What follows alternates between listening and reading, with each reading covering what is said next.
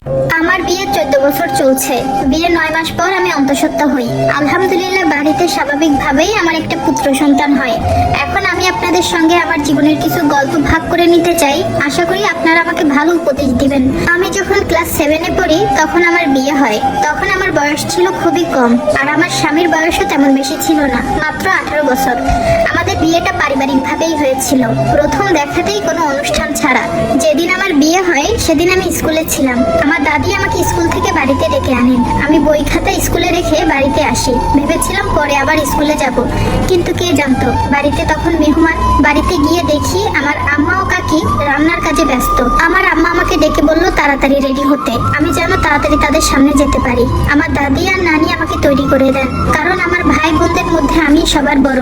তারা চেয়েছিল আমার বিয়েটা দিয়ে দিতে। এরপর আমি তাদের সামনে যাই। তারা আমাকে দেখেই এক দেখাতে পছন্দ করে এবং সেদিনই তাদের সঙ্গে আমাকে নিয়ে যাবেন বলে জানান। আমার পরিবার তাতে সম্মতি দেয়। আমার স্বামী কিন্তু এর 1 সপ্তাহ আগে আমাকে দেখে গিয়েছিলেন, কিন্তু আমি জানতাম না উনি যে আমার স্বামী হবেন।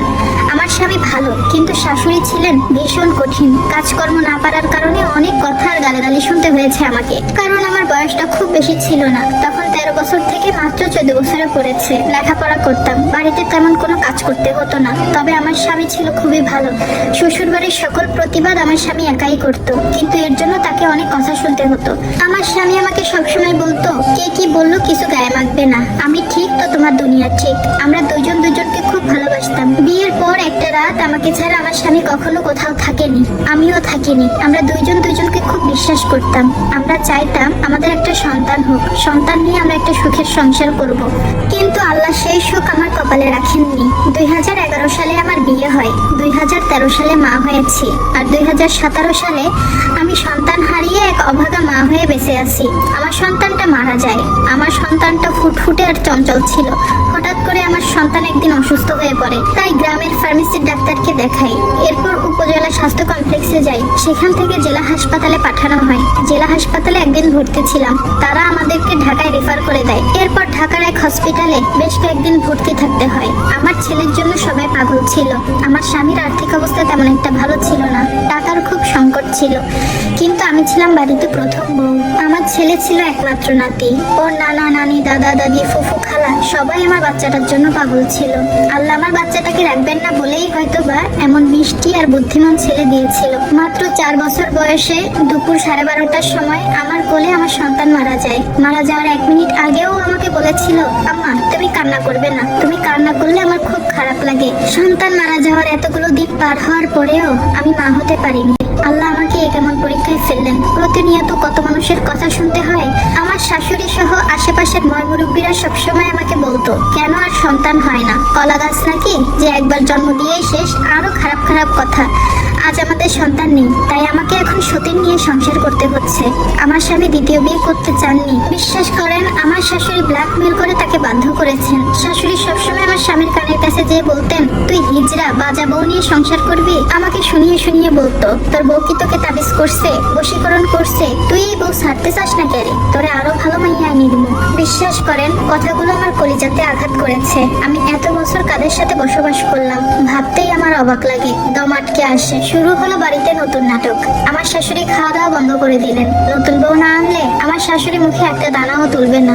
এদিকে গ্রামের মানুষজন এসে ছিছি করতে লাগলো, সামান্য একটা বউয়ের জন্য তুই তোর মাকে মেরে ফেলতেছিস। অবশেষে আমার স্বামী আমার শাশুড়িকে বলেছিলেন, হ্যাঁ আমি দ্বিতীয় বিয়ে করব, কিন্তু আমি আমার প্রথম স্ত্রীকে হারাতে পারবো না, আমি তাকে ছাড়া চলতে পারবো না। তোমার তো নাতি দরকার তাই না, তাই আমি দ্বিতীয় বিয়ে করতে রাজি আছি, কিন্তু আমি আমার প্রথম স্ত্রীকে ছাড়া ইহকাল পরকাল কোনোটাই কাটাতে পারবো না। আখিরাতে আমি আমার স্ত্রীকে নিয়ে থাকতে চাই। অবশেষে আমার স্বামী বিয়ে করে ফেললেন। আমার স্বামী বিয়ের দিন বিয়ে করে এসে আমার হাত দুটো ধরে অনেক কেঁদেছিলেন। বলল, আমি আমার মায়ের জন্য কোরবানি হলাম, আর তুমি আমার জন্য কোরবানি হও। আমাদের এই দৃশ্যগুলো দেখে আশেপাশের মানুষগুলো অনেক কেঁদেছিল। সতীনের সংসার শুরু হলো। প্রথম প্রথম ভালোই ছিল, কিন্তু আসল রূপ কয়েকদিন পরেই দেখানো শুরু করলো। কোনো কাজ করে না, আমার সঙ্গে কোনো কথা বলে না, আমাকে দেখলে মুখ কালো করে রাখে। আমার স্বামীর উপর রাগ দেখায়। স্বামী ডাকলেও কথা বলে না, স্বামীর সঙ্গে কোনো কথা বলতে চায় না আমি থাকলে। কিন্তু কয়েকদিন আগেও আমার আমার সাথে বেশ ভালো ব্যবহার করত, কিন্তু কাল রাতে আমি অনেক কষ্ট পেয়েছি, তাই ভাবলাম স্বামীর সাথে একটু শেয়ার করে নিই। আমার হরমোনের সমস্যার কারণে আমার 1.5 বছর ধরে পিরিয়ড হয় না। আমার স্বামী বিয়ে করার কিছুদিন পরেই আমার পিরিয়ড হয়, আগের মতো নিয়মিত। 1.5 মাস ধরে আমার মাথা ঘোরাচ্ছে, বমি হয়, খাবারের গন্ধ অসহ্য লাগে। আমার স্বামী আমাকে জড়িয়ে ধরে বলল, আমার মনে হয় তোমার গর্ভে বাচ্চা এসেছে। সে সবসময় দোয়া করে আল্লাহ যেন দ্বিতীয় বউয়ের আগে আমার কোলজোরে সন্তান আসে। কাল রাতে আমার স্বামী 2টা কিট নিয়ে আসে, একটা আমার জন্য আর একটা ছোট জনের জন্য। কিন্তু কি দুর্ভাগ্য, কিট দেখার পর আমার পিরিয়ড শুরু হয়ে যায় আর ছোট জন গর্ভবতী। আমি পাগলামি করে স্বামীকে বলি, আমার হারানোর ভয় তুমি করো না? সে উত্তরে বলল, না, কারণ তোমার প্রতি আমার খুব বিশ্বাস আছে, তুমি কখনো আমাকে ছেড়ে যাবে না। কিন্তু আমার সতীনের জন্য আমাদের সংসারটা দিন দিন অতিষ্ঠ হয়ে যাচ্ছে। আমি কি করলে আমার সতীনের কাছে ভালো থাকতে পারবো, সে আমাকে ভালো চোখে দেখতে পারবে? আমার স্বামী আমাকে যথেষ্ট সময় দেয়, তার সব বিষয়ে আমার সঙ্গে আলোচনা করে, সবকিছু ভাগ করে নেয়, আগের মতোই ভালো ব্যবহার করে। কিন্তু মানুষ বলে ওই ঘরে সন্তান নিলে তখন তোমাকে ফেলে দিবে, মানে আর ভালোবাসবে না, খেয়াল রাখবে না। আসলে সত্যি কি তাই? আমি সতীন নিয়ে একই বাড়িতে থাকি, সংসারের সব কাজ আমি করি, সতীন তেমন একটা কাজ করে না, তাই সবাই আমাকে বলে আমি এই বাড়িতে কাজ করি, কাজের লোকের মতোই আমাকে খাটাচ্ছে। আচ্ছা, আমি মাঝে মাঝে মনে করি আমার স্বামী কি সত্যি আমাকে ভালোবাসে, নাকি মন থেকে দয়া করে? আল্লাহ যেন আমাকে মা হওয়ার তৌফিক দান করে। হ্যালো এভরিওয়ান, এত সময় যে স্টোরিটা শুনলেন, এটা একটা আপু আমাকে লিখে পাঠিয়েছে। আপু লাইফ স্টোরি, বাস্তব লাইফ স্টোরি।